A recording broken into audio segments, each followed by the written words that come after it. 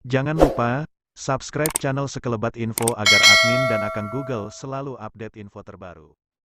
PLN Batubara terancam dibubarkan, Erick Thohir, PLN nanti dibuat 3 subholding.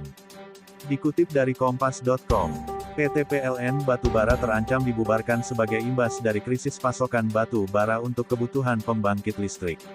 Anak usaha dari PT PLN, Persero, itu disebut-sebut sebagai salah satu penyebab terjadinya krisis pasokan batu bara. Adapun PLN Batubara berperan mengamankan pasokan batu bara untuk pembangkit listrik tenaga uap PLTU, PLN dan anak perusahaan securing Business Sustainability. Terkait rencana pembubaran PLN Batubara itu, Menteri BUMN Erick Thohir mengatakan, reformasi di tubuh PLN memang perlu segera dilakukan. Ia bilang, transformasi akan dilakukan dengan membuat PLN memiliki beberapa subholding. Jadi reformasi di PLN ini nantinya akan mirip dengan Pertamina yang sekarang punya 6 subholding, ujarnya saat ditemui Kompas.com di kantor Kompas TV, Jakarta, Selasa tanggal 11 Januari tahun 2022. Alasan dibuat subholding PLN.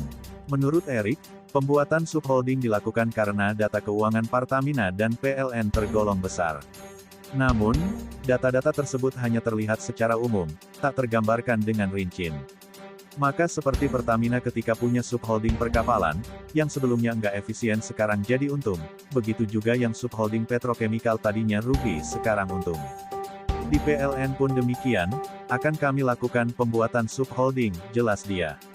Ia menjelaskan, PLN nantinya akan memiliki 3 subholding terdiri dari bisnis listrik sektor retail, pembangkit listrik, dan transmisi.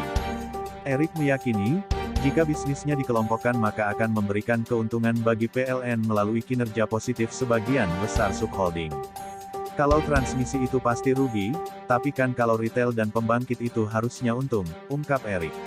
Permintaan bisnis pembangkit listrik EBT.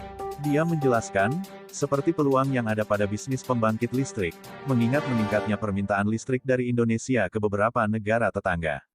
Permintaan itu yakni listrik dari pembangkit energi baru terbarukan, EBT. Erick mencontohkan, seperti Singapura yang lahannya terbatas sehingga tidak bisa mengembangkan energi hijau. Berbeda dengan Indonesia yang memiliki sumber daya alam melimpah mulai dari air, geotermal, tenaga surya, hingga angin. Dibongkar Menko Luhut. Sebelumnya, Menteri Koordinator Bidang Kemaritiman dan Investasi Luhut Binsar Panjaitan mengungkapkan, pemerintah berencana membubarkan PLN Batubara. Hal ini untuk memperbaiki tata kelola pengadaan batu bara di PLN. Enggak ada lagi lewat PLN Batubara kita minta dibubarin, ungkap Luhut ditemui di kantornya, Senin, tanggal 10 Januari tahun 2022. Ia menjelaskan, selama ini batu bara yang dipasok ke PLN berasal dari PLN Batubara. Namun, perusahaan itu justru tidak mencari batu bara langsung dari produsen, melainkan membeli dari trader alias makelar. Perusahaan trader lazimnya tidak memiliki tambang batu baranya sendiri. Di sisi lain, sebagai perusahaan perantara, trader tidak memiliki kewajiban memenuhi ketentuan DMO sebagaimana yang berlaku pada produsen batu bara. Oleh karena tidak ada kewajiban DMO, perusahaan trader pun lebih memilih menjual batu bara ke luar negeri saat harganya melambung di pasar ekspor, ketimbang menjualnya ke PLN.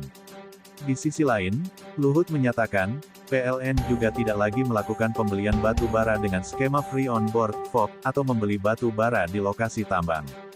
Kedepannya skema yang bakal diadopsi PLN yakni cost, insurance and freight (CIF), atau membeli batu bara dengan harga sampai di tempat. Jadi kita benahin banyak betul ini, nanti PLN tidak ada lagi FOB, semua CIF. Tidak boleh lagi PLN trading dengan trader, jadi semua harus beli dari perusahaan, jelas Luhut.